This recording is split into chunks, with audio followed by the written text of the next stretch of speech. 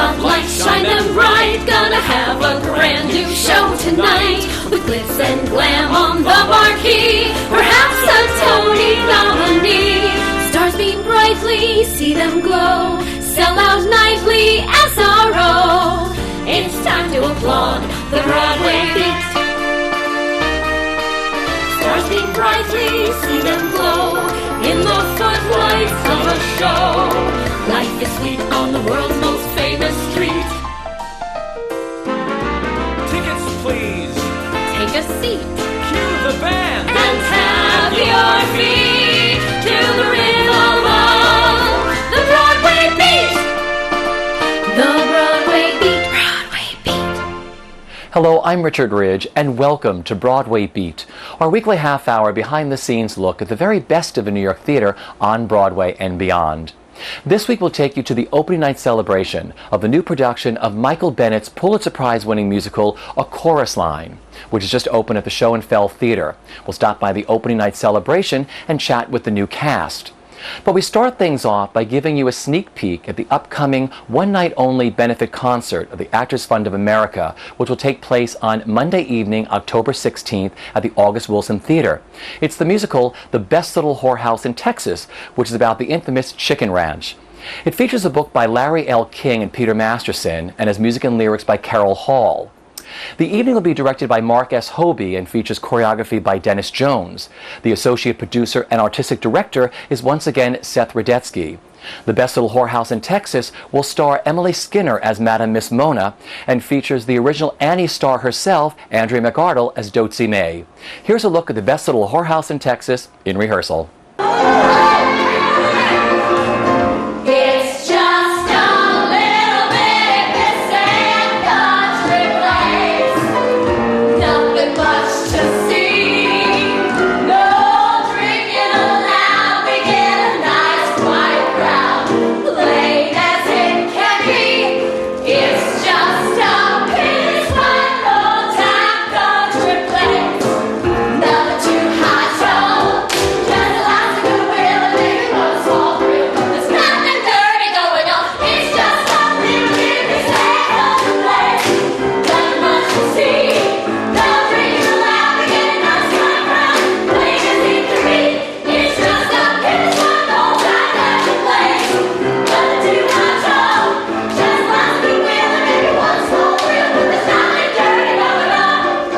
This is oddly the easiest one we've done in terms of getting the show together quickly. Well, first of all, we've always done these mega musicals like Dreamgirls, Hair, and Chess, which is like 2 hours of straight music.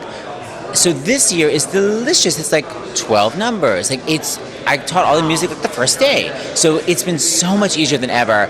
Plus, Dennis and Mark are so on their gig. It's not like, let me see what it looks like. They come in like this, and it's just like choreographed. I mean, we were like ready to go a week ago. I mean, it's crazy how quick this year is going. The other years were just much more like, just so complicated musically. And also Emily Skinner literally just walked in and she's just like, I'm off book. I was like, how? It's just everyone is so on their gig here. It's unbelievable. So this year is easy. We'll see. We were talking about that you knew this from a mega mix, I'm sure from a Tony tape or something with those two numbers, that's what you knew of the show early on when you first made your little speech. So now that you've worked on the big show, what attracted you to this? And this show ran over 1,500 performances on Broadway. What do you think the connection is with the audience and why so many people ran to see this show? Tits and I mean, it's literally something for everybody because the girls are like HOT and the guys are like full crazy underwear. So I mean that definitely is a major draw. And it's like, they always go like, I want to do nudity unless it's important for the plot. Well, it is important for the plot. So like it's an amazing chance to see like the craziest, hottest bodies. Plus the music is like, there's a real skill to like very simple songs that are incredibly tuneful. Like, because people can write really complicated things that give me a headache or really simple and I'm like, that's boring. But Carol wrote these songs that are so simple, but they're so tuneful. 24 Hours 11 is 2 chord changes, or 4, but they're amazing. And Little Bit of Pissant Country Place, it so stays in your head. It's a great, great score. Barbara, did you get yours? Okay. All right. Next. Everybody say 4.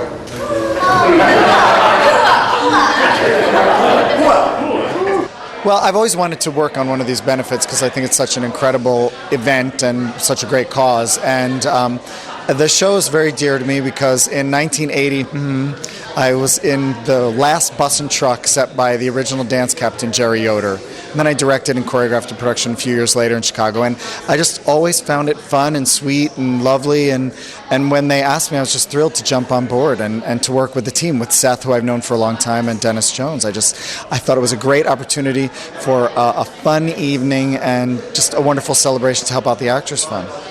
You know, this is one of those shows I know played over 1,500 performances on Broadway. It's one of those shows that just, got into the heart of audiences. What is that? What is that all about?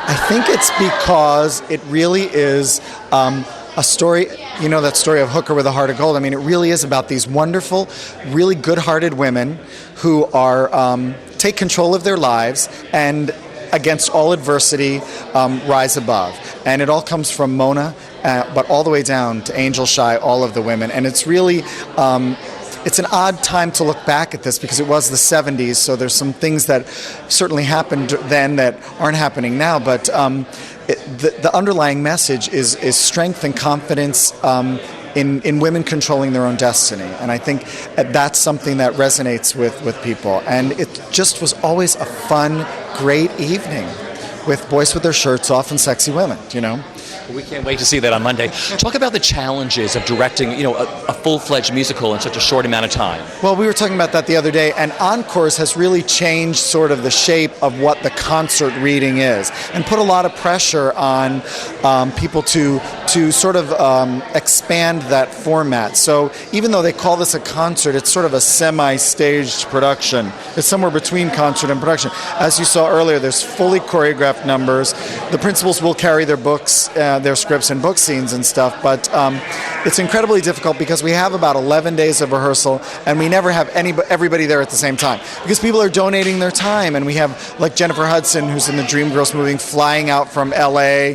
She's not even arriving till Thursday right before the concert, so we have to match her schedule to Terry Mann, who's doing another reading, and all these wonderful ensemble performers who are doing 8 shows a week, and the producers, and Lion King and whatever. So it's crazy, but the great thing about it is that everybody who's doing it is dedicating their time. They really want to be here. They have a wonderful attitude. They're off working in a corner saying, what did I miss? Help me out. And they all know that the wonderful evening that will come on Monday is only out of their generosity. And so everybody pitches in, and it all comes together somehow.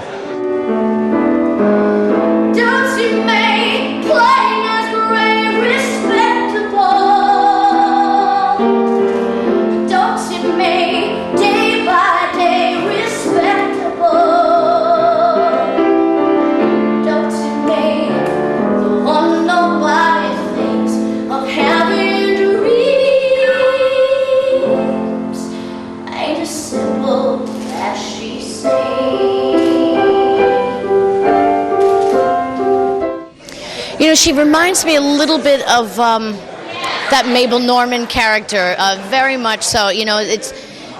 Dotsie Mae is very smart.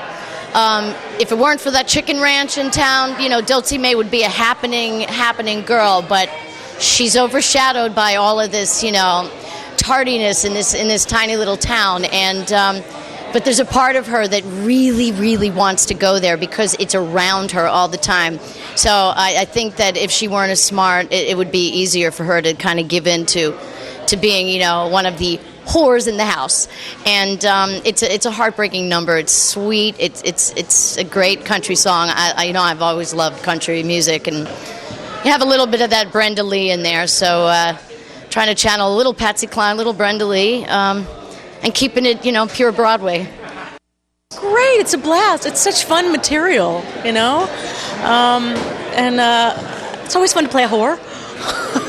But a classy one. Yeah, a very classy one. Very classy one. She is. She's very classy. That's a good way of putting it.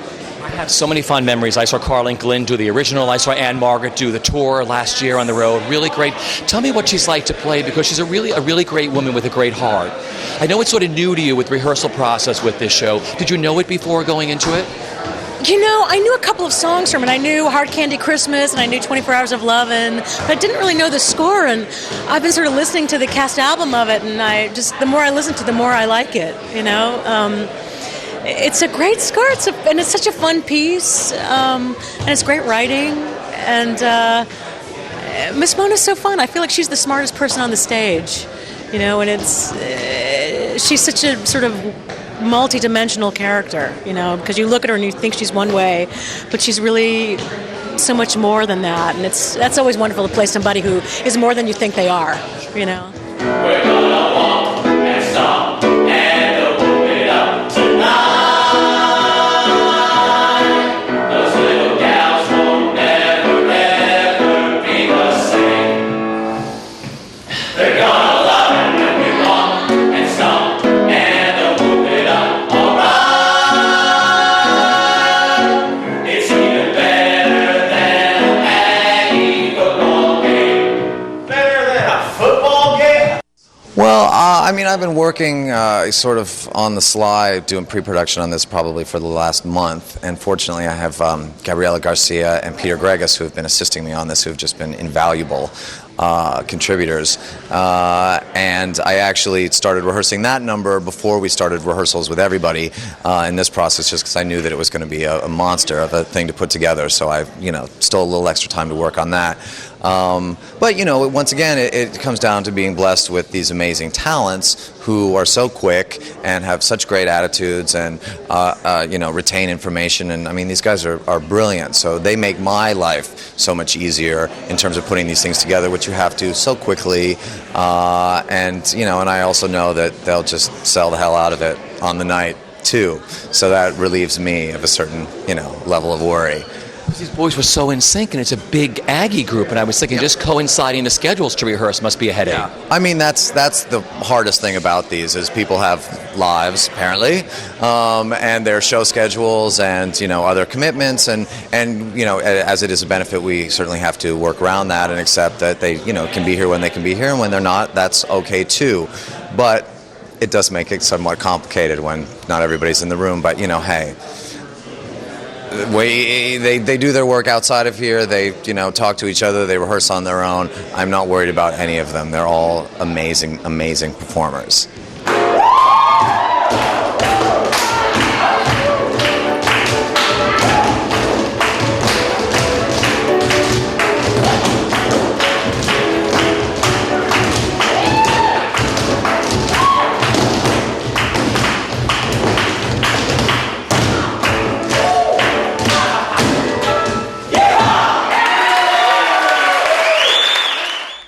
Michael Bennett's landmark musical, A Chorus Line, is back on Broadway at the Show and Fell Theater. Mr. Bennett conceived, directed, and choreographed this masterpiece about 17 dancers auditioning for a Broadway musical who bear their souls along the way. A Chorus Line features music by Marvin Hamlisch, lyrics by Edward Kleban, and a book by James Kirkwood and Nicholas Dante.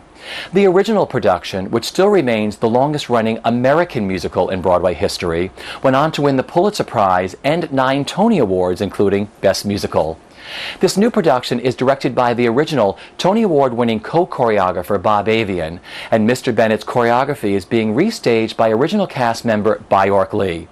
We recently stopped by the opening night celebration for A Chorus Line to chat with the creators and the new cast. 5, 6, 7, 8.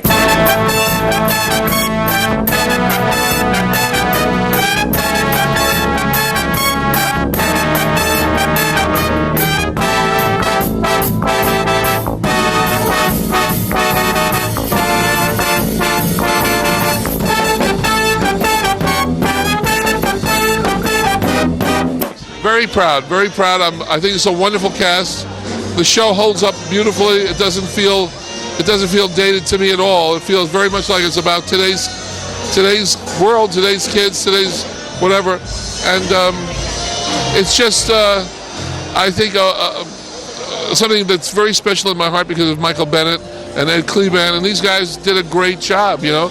And Bob Avian, of course, has now brought it back and done a wonderful job with Byork, and so I'm very, very, very happy about it.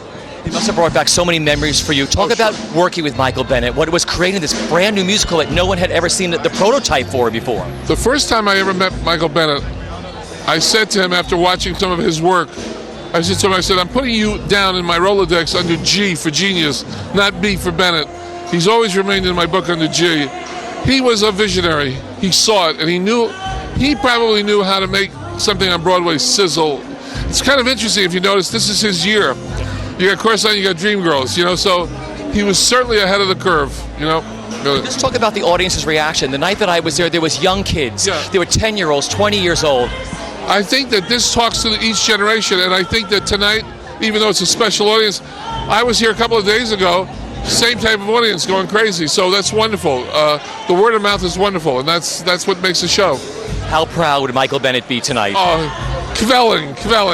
Yeah, I started as a chorus dancer, and then I became a principal actor, and then I became a director, and now I'm able to do sort of all three at the same time in this role. So I relate to all the aspects of Zach. At the end of the show, when I'm with the rest of the chorus and we're all part of the finale, you know, that's the world I started in. So it's really kind of pulling my whole world full circle for me, which is, you know, it's such a privilege to be a part of the show, and I am madly in love with this cast, every one of them. I think they're so full of love and life for the art form. I think it's really important, and I think New York is really ready, don't you? For something so joyous and historic to come back. It's simple, it's clean. You have to really do it well because there's nothing to hide behind, you know.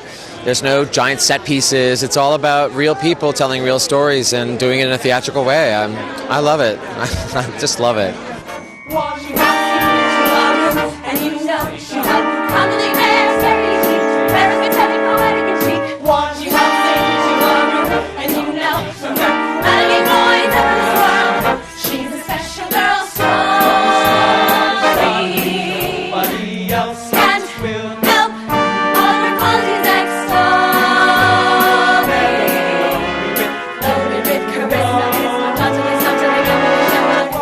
You start. Oh God, great!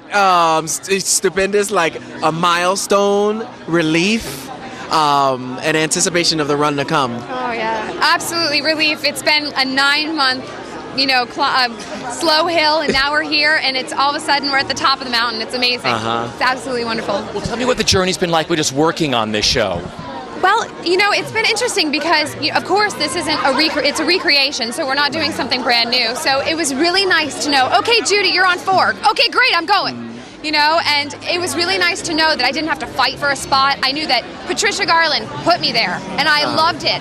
And I loved going there, and instead of worrying about, where do I go, I was able to take what I had and use what I had as a person to just sit there and create this role, and I'm sure you feel the same way. Yeah, within the confines of what Michael Bennett gave us, we have all this freedom to actually develop characters of our own, and that's amazing. I'll also say that working with people who you've seen in other shows, finally on the stage with them and sharing the space, it's been an awesome experience. Yes. It was. It's like we're giving this back to an audience, and it's like we're just giving this to them, and from our hearts, we're completely sincerely, honestly, and it's just such a joy to do this every night. I think every night, and we have. I think Tony and I came together and really evolved our relationship as husband and wife in the business, and also really going to the reality of not being able to sing in this business. So it's been awesome to be able to play with that, play with the song, play with each other. It's been fun.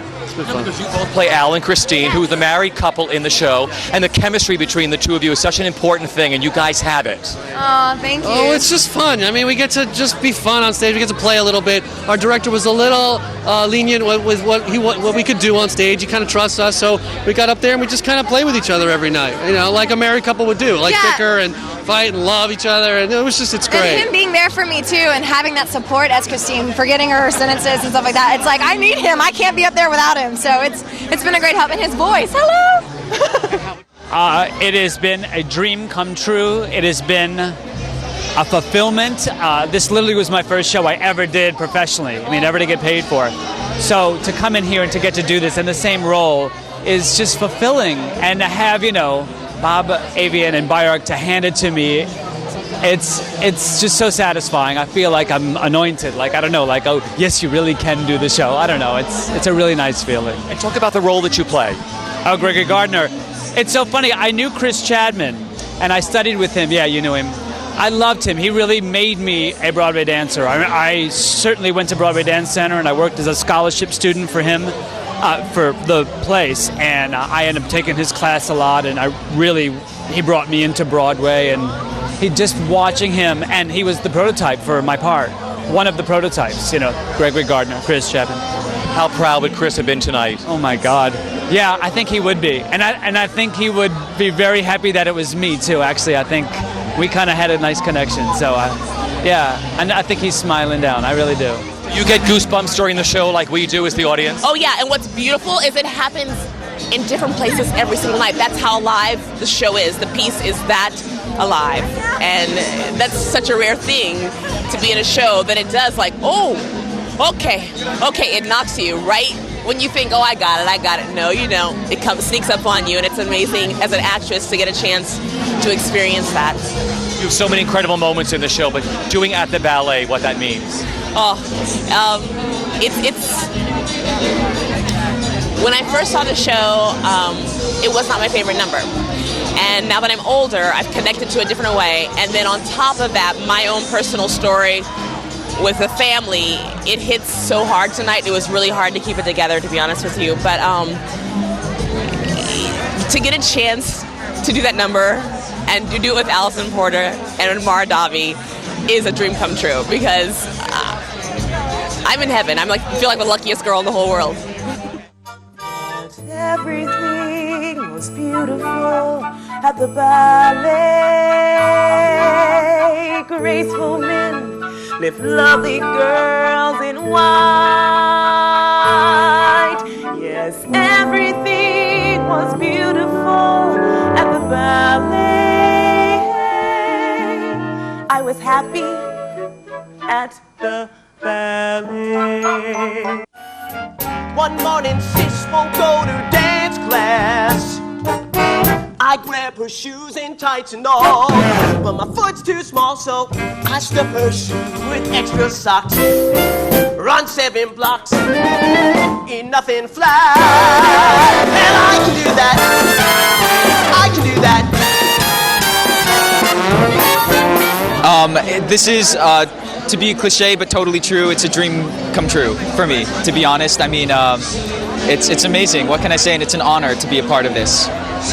I agree. I mean, this is like everything you see in the movies and on television, and the fact that this is all about us and tonight is just, it's, you know, I agree with him. It's just incredible. I mean, this speechless is just how I feel right now.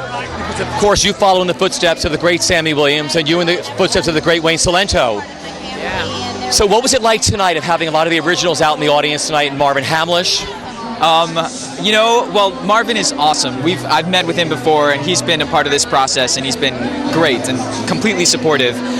In terms of having all those other people in the audience, I really just tried not to think about that at all, because the whole point of the show is that nobody is there. So I just tried to give it, you know, my best shot the way I would do any other show, which is putting all my focus on Zach and getting the job. Yeah, I mean, I definitely found myself thinking about it a little bit before the show, and then kind of like Jason, it was truly, okay, zone it all out. And anytime I felt myself drifting, I was just like, you are here to get this job. That's your mission tonight. That's it. So, and the more I did that, the more I just did my show and had a blast. Amazing. It's overwhelming. It's a beautiful night. I mean, thinking about the original cast members being out there was probably the most moving part of the night for me. How well did you know the show before you were cast? I knew it. I had seen it. I had done it in college. I'd grown up with it. It means a great deal to me. It's always been a part of my life. And talk about the role that you play. I play Maggie Winslow, and I mean, she is the part I've always wanted to play in this show. She's dear to my heart. She's kind of a shy girl, but with a huge passion for performing, and she really touches my heart. Oh, I feel on top of the moon right now. It's pretty amazing. It's really exciting, totally exciting. I mean, you know, it's chorus line, and it took me to get to this point tonight to actually have it click. I know what all these people are talking about and what it means, you know, so. Talk about what it's been like working on this with Bjork Lee and Bob Avian and Marvin Hamlish. Well, personal experience to this point, I never saw the movie, I never saw the stage production, so I didn't know what Chorus Line was truly about until, you know, I got to work with Bjork and Bob. And Michael Gorman, we have to say his name because he's right there along with them. So it's just an amazing experience to find out all these stories that are so rich in history 30, 35 years old, and we get to represent them, but also bring our own personal stories as gypsies. I've personally been in this business for 12 years now, and it's brought me kind of back to roots as an ensemble member, because we are all ensemble members. We just happen to be a principal member just by a contract for this show. But other than that, we're an ensemble, and this is for every ensemble member who has ever performed in any show. Broadway, regional, stock, whatever. So much fun. I'm so honored to be able to portray a part that I have loved since I was so young, and I know there are so many people who come up to me and go, Tits and Ass is my favorite one, Tits and Ass is my favorite one, so that's a lot of pressure too. But no, I get to have so much fun and not really care every night, and just go out there and give them my stuff.